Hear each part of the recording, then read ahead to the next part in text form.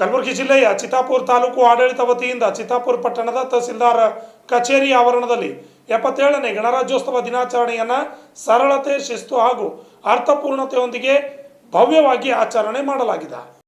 ಈ ಕಾರ್ಯಕ್ರಮದ ಅಧ್ಯಕ್ಷತೆಯನ್ನು ವಹಿಸಿದ ತಹಸೀಲ್ದಾರ್ ನಾಗಯ್ಯ ಸ್ವಾಮಿ ಹಿರೇಮಠ ಅವರು ಮಹಾತ್ಮ ಗಾಂಧೀಜಿ, ಸಂವಿಧಾನ ಶಿಲ್ಪಿ ಡಾಕ್ಟರ್ BR ಅಂಬೇಡ್ಕರ್ ಸೇರಿದಂತೆ ಸ್ವಾತಂತ್ರ್ಯ ಹೋರಾಟಗಾರರು ಹಾಗೂ ಸಂವಿಧಾನ ನಿರ್ಮಾಣಕ್ಕಾಗಿ ಶ್ರಮಿಸಿದ ಮಹಿಳೆಯರಿಗೆ ನಮನ ಸಲ್ಲಿಸಿ ರಾಷ್ಟ್ರಧ್ವಜಾರೋಹಣವನ್ನು ನೆರವೇರಿಸಿದರು.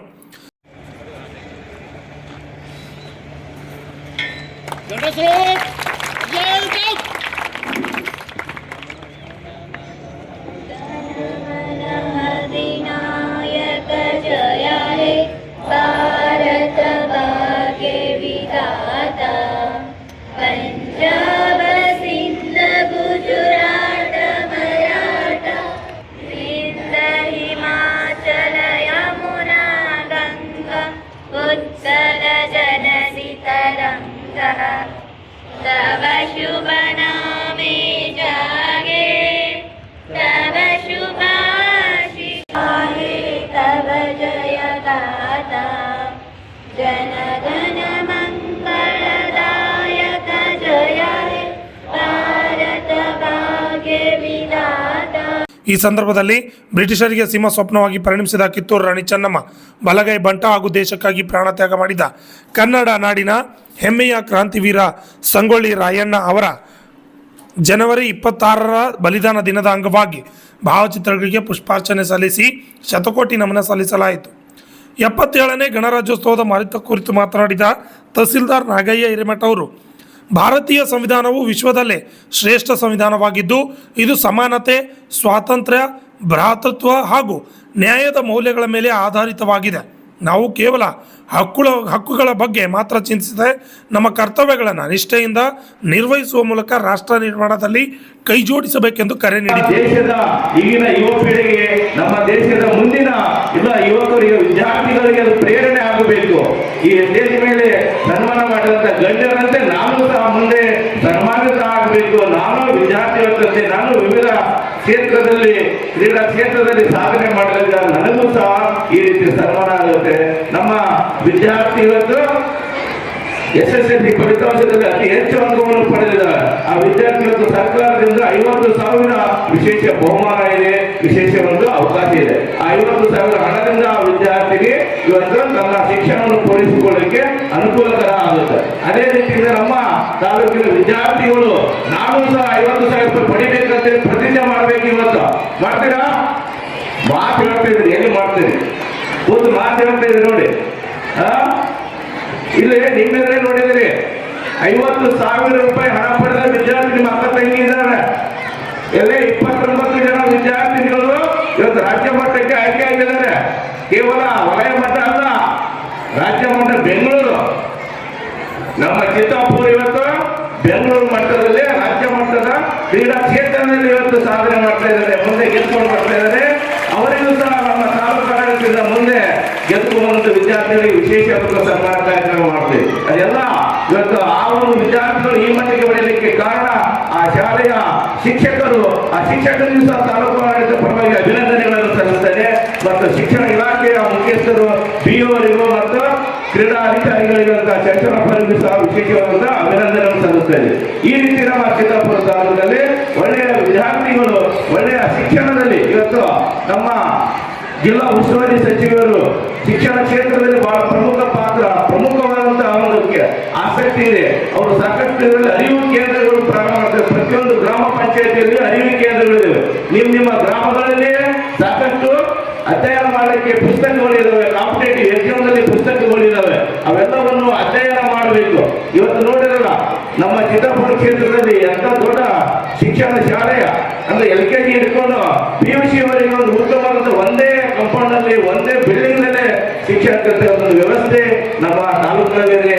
ನಾಗಾವಿ ಹಬ್ಬ ಪ್ರಾಚೀನ ಕಾಲದ ರಾಷ್ಟ್ರಕೂಟರ ಕಾಲದಲ್ಲಿ ಒಂದು ದೊಡ್ಡ ಒಂದು ಸಂಸದೀಯ ಆಗಿನ ಕಾಲದಲ್ಲಿ ವಿದ್ವಾಂಸರಂತಹ ಮತ್ತು ಶಿಕ್ಷಣ ಕ್ಷೇತ್ರದಲ್ಲಿ ಒಂದು ಘಟಿಕ ಸ್ಥಾನವಾಗಿತ್ತು. ಅದೇ ಮಾರ್ಗದಲ್ಲಿ ಇವತ್ತು ಚಿತ್ತಾಪುರದಲ್ಲಿ ಎಲ್ಲ ಇಲಾಖೆಯ ವಸತಿ ಶಾಲೆಗಳು ಇವತ್ತು ನಮ್ಮ ಚಿತ್ತಾಪುರದಲ್ಲಿದ್ದಾವೆ. 288 ಸರ್ವೆ ನಂಬರ್ ಅಂದ್ರೆ ಇವತ್ತು ನಾಗಾವಿ ಹಬ್ಬ ಅಂದ್ರೆ ಒಂದು ಶಿಕ್ಷಣದ ಹಬ್ಬ ಆಗಿ ವಾಡಿಯಲ್ಲಿ ಸಹ ನಾನು ನೋಡಿದೆ. ಯಾಕಂದ್ರೆ ಪ್ರವಾಸ ಸರ್ಕಾರದಲ್ಲಿ ನಮ್ಮ ಅಲ್ಲಿಯೂ ಸಹ ಉತ್ತಮವಾದಂತಹ 3 ಇಲಾಖೆಗಳ ವಸತಿ ಶಾಲೆಗಳು ನಿರ್ಮಾಣಗೊಂಡಿದೆ. ಇಂಥವೆಲ್ಲ ಲಾಭವನ್ನು ಪಡೆದುಕೊಂಡಂತ ವಿದ್ಯಾರ್ಥಿಗಳು ಇವತ್ತು ಹೆಚ್ಚಿನ ಮಟ್ಟದಲ್ಲಿ ಶಿಕ್ಷಣವನ್ನು ಕಲಿಬೇಕು. ನಮ್ಮ ಹೈದರಾಬಾದ್ ಕರ್ನಾಟಕದಿಂದ ಕನ್ನಡ ಕರ್ನಾಟಕ 371ನೇ ಜೆ ಕಲಂ ಅದನ್ನು ಸಹ ಒಂದು ಸಂವಿಧಾನಾತ್ಮಕ ಒಂದು ಹಕ್ಕು. ಆ ಹಕ್ಕನ್ನು ಇವತ್ತು ನಾವು ಪಡ್ಕೊಂಡಿದ್ದೀವಿ. ಡಾಕ್ಟರ್ ಮಲ್ಲಿಕಾರ್ಜುನ ಖರ್ಗೆ ಸಾಹೇಬರು, ಧರ್ಮಸಿಂಗ್ ಸಾಹೇಬರ ಹಿರಿಯ ನಾಯಕರ ಒಂದು ಹೋರಾಟದ ಫಲವಾಗಿ ಇವತ್ತು ನಮ್ಮ ರಾಜ್ಯ ವಿಶೇಷವಾಗಿ ಹೈದರಾಬಾದ್ ಕರ್ನಾಟಕದಲ್ಲಿ ಕೃಷಿ ಮುಖಾಂತರ ನಾವು ಸಾಕಷ್ಟು ಲಾಭವನ್ನು ಪಡ್ಕೊಂಡಿದ್ದೇವೆ. ಅದರ ಮೊದಲ ಫಲಾನುಭವಿಗಳು ತಹಶೀಲ್ದಾರ್ ಅಂದ್ರೆ ನಾನು ಒಬ್ಬ ಈ ಒಂದು ಕೃಷಿ ಮೊದಲ ಫಲಾನುಭವಿಗಳಿದೆ. ಯಾಕಂದ್ರೆ ಕೃಷಿ ಒಂದು ಜಾರಿಗೆ ಬಂದ ನಂತರ ಮೊದಲ ಕಾಂಪಿಟೇಟಿವ್ ಕೆಪಿಎಸ್ಸಿ ಮುಖಾಂತರ ಬ್ಯಾಚ್ ಪ್ರಾರಂಭ ಆಗಿದೆ. ನಮ್ಮ ಬ್ಯಾಚ್ ಮುಖಾಂತರ ನಾವು 35 ಜನ ನಮ್ಮ ಬ್ಯಾಚ್ ನಲ್ಲಿ, ತಹಶೀಲ್ದಾರ್ಗಳು 4 ಜನ, ಡಿವೈಎಸ್ಪಿಗಳು 4 ಜನ, ಎಸಿಗಳು ಇದೇ ರೀತಿ ಸುಮಾರು 78 ಜನ ಕೆಎಸ್ ಅಧಿಕಾರಿಗಳು ಪ್ರಥಮ ಬ್ಯಾಚ್ ನಲ್ಲಿ ಸೆಲೆಕ್ಟ್ ಆಗಿದ್ದೇವೆ. ನಾವು ಹಿಂದಿನ ಇತಿಹಾಸವನ್ನು ತೆಗೆದುಕೊಂಡ್ರೆ ಇಷ್ಟು ಜನ ಇಲ್ಲಿವರೆಗೆ ಸಿಗ್ತಾ ಇರಲಿಲ್ಲ. ಒಂದೇ ಬ್ಯಾಚ್ ನಲ್ಲಿ ಇಷ್ಟು ಜನ. ಈಗ ಮೆಡಿಕಲ್ ನಲ್ಲಿ, ಇಂಜಿನಿಯರಿಂಗ್ ಅಲ್ಲಿ ಶೇಕಡ 80ರಷ್ಟು ವಿದ್ಯಾರ್ಥಿಗಳು ಇವತ್ತು ಸಾಕಷ್ಟು ಜನ MBBS ಡಾಕ್ಟರ್ ಆಗ್ತಾ ಇದ್ದಾರೆ, ಇಂಜಿನಿಯರ್ಸ್ ಆಗ್ತಾ ಇದ್ದಾರೆ. ಅದೇ ರೀತಿಯಿಂದ ಶಿಕ್ಷಣ ಕಲಿತ ಪದವಿ ಕಲಿತಂತ ವಿದ್ಯಾರ್ಥಿಗಳು ಬೆಂಗಳೂರು, ಹೈದರಾಬಾದ್, ಡೆಲ್ಲಿಗೆ ಶಿಕ್ಷಣ ತರಬೇತಿ ಪಡೆದುಕೊಳ್ಳಲು ಹೋಗಲಿಕ್ಕೆ ಸಾಧ್ಯ ಆಗಲ್ಲ ಅಂತ ಹೇಳಿ ನಮ್ಮ ಜಿಲ್ಲಾ ಉಸ್ತುವಾರಿ ಸಚಿವರು ಗುಲ್ಬರ್ಗದಲ್ಲಿ ಪ್ರಬುದ್ಧ ಅಕಾಡೆಮಿ ಅಂತ ಹೇಳಿ ಹೋದ ವಾರ ಉದ್ಘಾಟನೆ ಮಾಡಿದ್ದಾರೆ. ಸುಮಾರು 500 ವಿದ್ಯಾರ್ಥಿಗಳು, ನಮ್ಮ ಕಲ್ಯಾಣ ಕರ್ನಾಟಕದ 500 ವಿದ್ಯಾರ್ಥಿಗಳು IAS, KS ಮುಂತಾದ ಸ್ಪರ್ಧಾತ್ಮಕ ಪರೀಕ್ಷೆಗೆ ಉಚಿತ ತರಬೇತಿಯನ್ನು ಇವತ್ತು ಅಕಾಡೆಮಿಯನ್ನು ಪ್ರಾರಂಭಗೊಂಡಿದ್ದಾರೆ. ನಮ್ಮ ತಾಲೂಕಿನ ವಿದ್ಯಾರ್ಥಿಗಳು ಅದರ ಲಾಭವನ್ನು ಪಡೆದುಕೊಳ್ಳಬೇಕು. ಶಿಕ್ಷಣ ಕಲಿತರೆ ಮಾತ್ರ ನಾವು ಏನಾದರೂ ಸಾಧನೆ ಮಾಡಲಿಕ್ಕೆ ಸಾಧ್ಯ ಆಗ್ತಾ ಇದೆ. ಈ ಒಂದು ಸಂವಿಧಾನದ ಮುಖಾಂತರ ನಮ್ಮ ಕೊಟ್ಟಂತಹ ಹಕ್ಕನ್ನು ನಾವು ಪಡ್ಕೊಳ್ಳಿಕ್ಕೆ ಸಾಧ್ಯ ಆಗ್ತಾ ಇದೆ. ಆದ್ದರಿಂದ ಇನ್ನು ಸಮಯ ಸಿಕ್ಕರೆ ನಮಗೂ ಜಾಸ್ತಿ ಮಾತಾಡೋದಿದೆ. ಯಾಕಂದ್ರೆ 10 ವರ್ಷ ಪಾಠ ಮಾಡಿ ಬಂದದ ಎಕ್ಸ್ಪೀರಿಯನ್ಸ್ ಬಿಡೋದಿಲ್ಲ.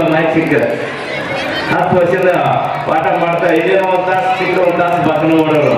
ಆದ್ರೆ ಇರೋ ವಿದ್ಯಾರ್ಥಿಗಳು ಕಾಂಪಿಟೇಟಿವ್ ಇಲ್ಲ, ಅವ್ರದ್ದು ಕಾಂಪಿಟೇಟಿವ್ ಇದೆ, ಸ್ಪರ್ಧಾತ್ಮಕ. ಈಗ ಸಾಂಸ್ಕೃತಿಕ ಕಾರ್ಯಕ್ರಮ, ಚಿಲ್ಲರ ಸಾಂಸ್ಕೃತಿಕ ಕಾರ್ಯಕ್ರಮದಲ್ಲಿ ವಿದ್ಯಾರ್ಥಿಗಳು ನೀವೆಲ್ಲ ಅವರ ಒಂದು ಸಾಂಸ್ಕೃತಿಕ ಒಂದು ಕಲೆಯನ್ನು ನಾವೆಲ್ಲರೂ ಇವತ್ತು ನೋಡೋಣ ಅಂತ ಹೇಳ್ತಾ ಈ ಒಂದು ಕಾರ್ಯಕ್ರಮ, ಗಣರಾಜ್ಯೋತ್ಸವ ಕಾರ್ಯಕ್ರಮಕ್ಕೆ ಆಗಮಿಸಿ ಎಲ್ಲರೂ ಈ ಶುಭ ಸಮಾರಂಭವನ್ನು ಯಶಸ್ವಿಗೊಳಿಸುವುದಕ್ಕಾಗಿ ತಾಲೂಕು ಆಡಳಿತ ಪರವಾಗಿ ಈ ವೇದಿಕೆ ಮೇಲಿರುವಂತ ಎಲ್ಲ ಗಣ್ಯರಿಗೂ, ಎಲ್ಲ ತಾಲೂಕು ಮಟ್ಟದ ಅಧಿಕಾರಿ ವರ್ಗದವರಿಗೂ, ಎಲ್ಲ ಶಾಲಾ ಕಾಲೇಜಿನ ವಿದ್ಯಾರ್ಥಿಗಳು, ಶಿಕ್ಷಕ ಬಾಂಧವರಿಗೂ, ಪತ್ರಿಕೋದ್ಯಮ ಮಾಧ್ಯಮ ಮಿತ್ರರಿಗೂ ಸಹ ತಾಲೂಕು ಚಿತ್ತಾಪುರ ತಾಲೂಕಿನ ಎಲ್ಲ ಸರ್ವ ಗಣ್ಯರಿಗೂ ಇನ್ನೊಮ್ಮೆ ಗಣರಾಜ್ಯೋತ್ಸವದ ಶುಭಾಶಯವನ್ನು ನನ್ನ ಮಾತನ್ನು. ತಾಲೂಕು ಕ್ಷೇತ್ರ ಶಿಕ್ಷಣಾಧಿಕಾರಿ ಶಶಿಧರ್ ಬಿರಾದರ್ ಅವರು ಪ್ರಾಸ್ತಾವಿಕವಾಗಿ ಮಾತನಾಡಿ ಸಂವಿಧಾನದ ಆಶಯಗಳು, ಮೂಲಭೂತ ಹಕ್ಕುಗಳು, ಕರ್ತವ್ಯಗಳು ಹಾಗೂ ನಾಗರಿಕರ ಹೊಣೆಗಾರಿಕೆಗಳ ಕುರಿತು ವಿವರಿಸಿದರು. ಸಂವಿಧಾನವನ್ನು ಬೇರೆ ದೇಶಗಳಿಗೆ ಹೋಲಿಕೆ ಮಾಡಿ ನೋಡಿದಾಗ ಭಾರತದ ಅತ್ಯಂತ ದೊಡ್ಡದಾದಂಥ ಸಂವಿಧಾನ, ಲಿಖಿತವಾದಂಥ ಸಂವಿಧಾನ ಇದ್ದು ಇದು ವಿಶಿಷ್ಟವಾದಂಥ ಸಂವಿಧಾನವಿದೆ. ಯಾಕಂತ ಹೇಳಿದಾಗ ಭಾರತೀಯರು ನಾವು ವಿಶಿಷ್ಟತೆಯಿಂದ ಕೂಡಿರ್ತಕ್ಕಂಥ ಒಂದು ಏಕೈಕ ರಾಷ್ಟ್ರ, ಅದು ಭಾವೈಕ್ಯತೆ ಕೂಡಿರ್ತಕ್ಕಂಥ ರಾಷ್ಟ್ರ. ಇಲ್ಲಿ ಪ್ರಮುಖವಾಗಿ ಭಾರತದಲ್ಲಿ ನಾವು ಸ್ಪಷ್ಟವಾಗಿ ನೋಡ್ತಾ ಹೋದಂತೆ ಇಲ್ಲಿ ಜಾತ್ಯತೀತತೆ ಹೊಂದಿರತಕ್ಕಂಥ, ಧರ್ಮ ನಿರಪೇಕ್ಷತೆ ಹೊಂದಿರತಕ್ಕಂಥ ರಾಜ್ಯಗಳು ಮತ್ತು ಜಿಲ್ಲೆಗಳು ಮತ್ತು ರಾಷ್ಟ್ರಗಳನ್ನು ಹೊಂದಿರತಕ್ಕಂಥ ಅಂಶಗಳನ್ನು ತೆಗೆದುಕೊಂಡು ನೋಡಿದಾಗ ಈ ನಮ್ಮ ದೇಶಕ್ಕೆ ಅನುಕೂಲಕರವಾಗ್ತಕ್ಕಂಥ ಒಂದು ಸಂವಿಧಾನವನ್ನು ನಿರ್ಮಿಸಿ ನಿಮ್ಮೆಲ್ಲರಿಗೆ ಕೊಟ್ಟಿರ್ತಕ್ಕಂಥ ಕೀರ್ತಿ ಡಾಕ್ಟರ್ BR ಅಂಬೇಡ್ಕರ್ ಸಾಹೇಬರಿಗೆ ಸಲ್ತದ ಅಂತಕ್ಕಂಥದ್ದು. ಅವರ ಒಂದು ಕೊಡುಗೆಯ ಫಲವಾಗಿ ಇವತ್ತು ನೀವೆಲ್ಲರೂ ಈ ಒಂದು ಸಂವಿಧಾನದ ಒಂದು ಹಕ್ಕುಗಳು, ಕರ್ತವ್ಯವನ್ನು ಉಪಯೋಗ ಮಾಡಿಕೊಂಡು ಇಲ್ಲಿ ನೀವೆಲ್ಲ ಇದ್ದೀವಂತನ್ನೋದಕ್ಕೆ ಕಾರಣಕರ್ತರು ಅವರು. ಆ ಒಂದು ಪ್ರಯುಕ್ತ ನಾವು ಇವತ್ತು ಗಣರಾಜ್ಯೋತ್ಸವವನ್ನು ನಾವು ಆಚರಣೆ ಮಾಡ್ತಾ ಇದ್ದೀವಿ ಅಂತಕ್ಕಂಥದ್ದು ನಾವಿಲ್ಲಿ ನೋಡ್ಬೋದು ಅಂತಕ್ಕಂಥದ್ದು.